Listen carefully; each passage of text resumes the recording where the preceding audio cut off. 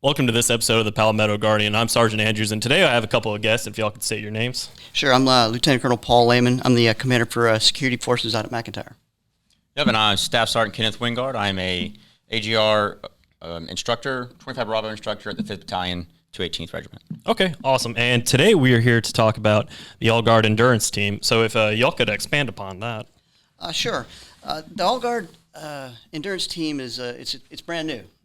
The National Guard decided to expand on the marathon team, and so they wanted to open it up to a broader audience, and so they decided to focus on the Spartan style racing. Spartan style racing, kind of a little bit of history behind that. It started out years ago in my lifetime working with orienteering, where you give somebody a compass and a map and you run through the woods. And then they decided to throw some mud in there, and that became the mud run. And so now today it's evolved into a very standardized obstacle course. It's an international competition, and so the Guard wanted to get involved with that. So that's really where the endurance team came from. So this last September we had the inaugural national championships out in Nebraska, and so that's where Sergeant Wingard went out there and competed this year. And so based on that, I'm the coordinator, and so I'd like to kind of have Sergeant Wingard talk a little bit about his experience out there and some of the events. Yeah, that'd be great. Yeah, sure. So basically, was it Sergeant Major Hooten? Command Sergeant Major Hooten, yep. While we were doing the Region 3 Best Warrior competition, you approached me to go compete in this endurance team trials, and I was like, I can't do that. I don't. Right, it was like in the middle of the race. We're doing the new Army combat fitness test, and he's bringing this up, and I'm like, I can't focus on that right now, which I regretted just a few days later, and I was like, I absolutely want to be a part of this team. So it didn't take much convincing. I got put on the list late, no problem. We did the DTS voucher, and we show up when we're there. And it was a full weekend where they had like some people that were new to me, or some like names that were new to me, like DecaFit, which is a new style competition. Spartan is, going down like a new endeavor path of different styles of fitness and trying to reach different people. So they introduced this DecaFit to us, as well as Get Burly, which was this another side component that worked closely with Spartan. To be right, they gave you like a master class to be, mentally and physically fit, and it was just kind of like a guru session. But it was really good. It was, gave us a day beforehand to kind of get the nerves settled and go over the competition. And so they briefed us about the competition, because there was a lot, and you remember, there was a lot of confusion, like, well, what is it going to be? Is it going to be a half marathon? And they said there was going to be a marathon, and there was a lot of confusion. We didn't know if we were going to do like a half marathon and do another Spartan race or obstacle course race style event. So that was cleared up. It ended up being just one obstacle course race, where you started out with the new DecaFit, which is 10 separate they're like fast-paced, high-intensity workouts where you're going from one event to the next, and you're just killing yourself. CrossFit. Oh, absolutely, 100% CrossFit style, getting that heart rate up, and it really focused on just like killing your legs. So then we head out onto like a 7.5 mile run, where they had, I'd say like 30 different obstacles, where it was like obstacle course, like the traditional obstacle course or Spartan race style, like obstacles. Army, 2 different Army obstacle sections through that. Okay. As well as the new ACFT. So throughout the entire event, you did the DecaFit, which killed yourself, killed your legs. Then you go you're running, you're doing the obstacles you're used to, experiencing out there on the trails and, during obstacle course races. Army obstacles, which we're familiar with, but then they threw an ACFT on top of that. Yeah, if you don't mind, I can go through let the listeners know how many y'all went through. 13 events. So y'all went through the Deca Strong, the 500-meter run, the sandbag carry, knee tucks, obstacle gauntlet part 1, the T push-ups, plate carry, tunnels, grenade throw, obstacle gauntlet part 2, deadlift, sprint drag carry, and finally the run to the finish line. So after you've done the Best Warrior competition for state and regionals, I'd say you're. It sounds pretty similar with that. Like, did y'all carry rifles and all that too? Were y'all in full kit, or is it just slick So it was a modified version of our uniform, basically just what we're wearing now, just minus your blouse. Okay. Throw your camel back on, has to be full, and you're good to go. So okay. Whatever you take on the trail with, you can pack all the food you want, what you think you might need, but pack light. Take what you think you need because it's a competition to make the team. So it's very much so embodied that best warrior competition vibe, where it's like, we're going to get through this. It's going to be hard. It's going to be challenging, but at the same time, you also want to succeed. So you're competing. How long do you think to complete all this? How long do you think it took? Oh man, I wish I had done. I think it was like maybe 2 hours. Oh gosh. It was like to make most guys and gals who made the team, came under 2 hours or just right there, and that just seemed to be like that dividing line.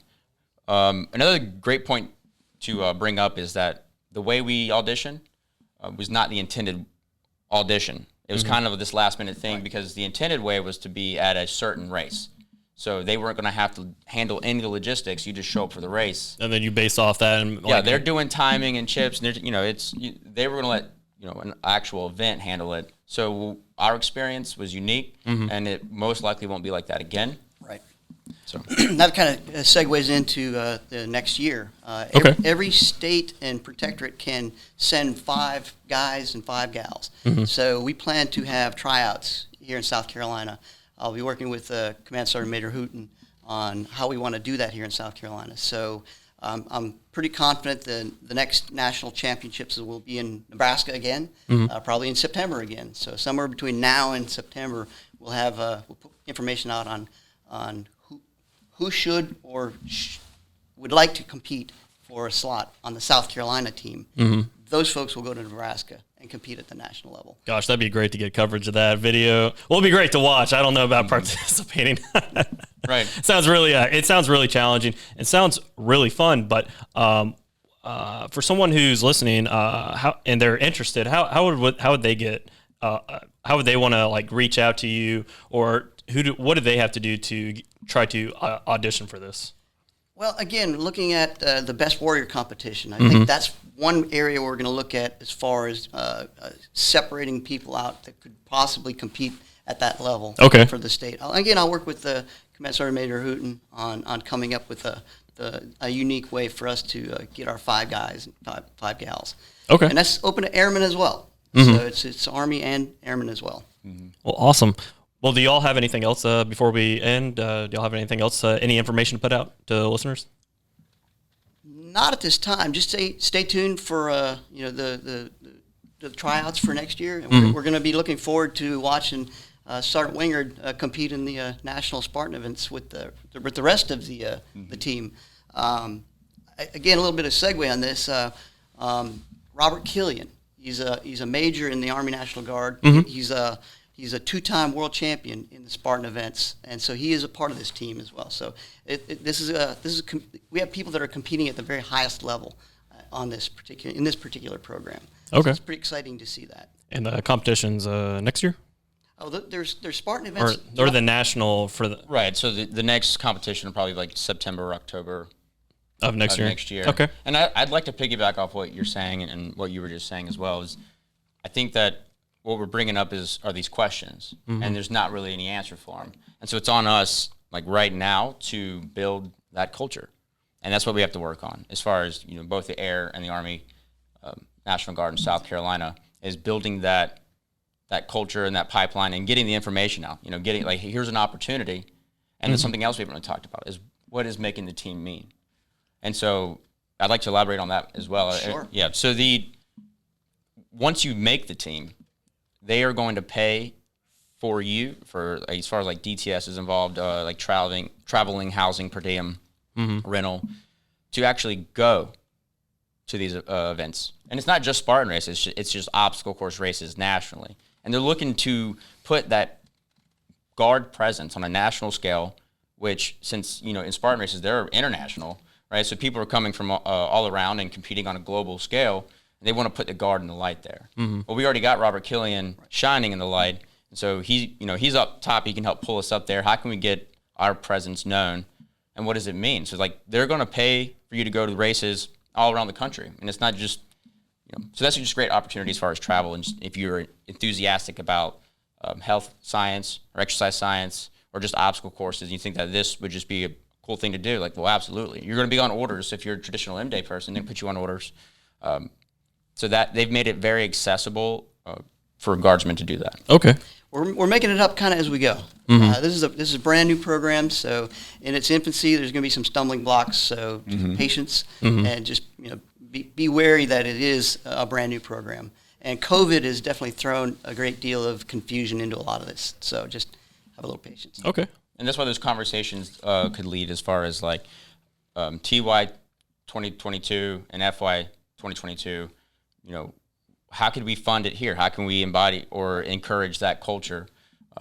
And I think that from the top down, from the Army down, they've, at least on our side, they have made the, new PT test, which in some ways is harder and it's equal, but it's like they made the, let's say the maximum, to max out that PT test is fairly difficult, harder than the one that we had prior. And same with the qualification. The new .40 is much more challenging because you're increasing your heart rate, you're doing different stances, and it's just nonstop and you're rolling. So they're making it to where like the standard is increasing, standards going up. We have the Best Warrior competition, which is a program that has really good rooting in South Carolina, and that encourages soldiers, as far as morale or just getting them out there, encouraging them to be the best NCO they can be or lower enlisted.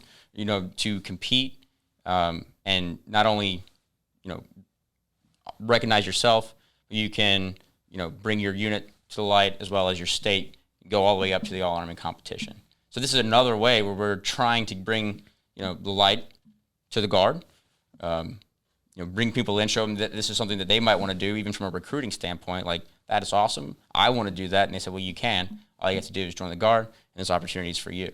So we got to build that pipeline as far as culture and funding. Let's have a South Carolina team that we nurture and encourage that and make it something that other people want to be a part of. Well, I appreciate y'all coming in and being able to talk about the All-Endurance team. I look forward to a future podcast that we could bring some other people on and we could talk about that and the events and the training. And I look forward to that. Absolutely. And if anyone has any questions or they want to reach out to us, they can definitely find me on the Gal, or they can send me an email. It's kennithwingard@gmail.com.